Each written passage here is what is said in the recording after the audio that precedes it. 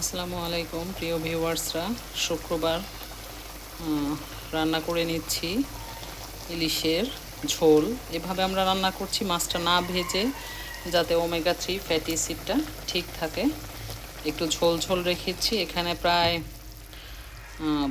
12 থেকে 13 পিস মাছ নিয়েছিলাম। একটু পাতলা ঝোলের মতো রেখেছি। রান্না প্রায় শেষ। এটার মধ্যে আমরা হলুদ, মরিচ, কাঁচা মরিচ ব্যবহার করেছি, আর ব্যবহার করেছি হিমালয়ান পিঙ্ক সল্ট।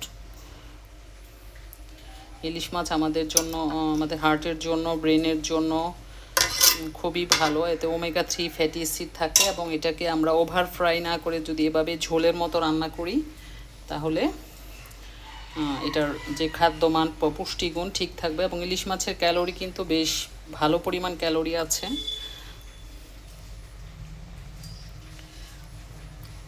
এটা গরম অবস্থায় আছে, এবং আমরা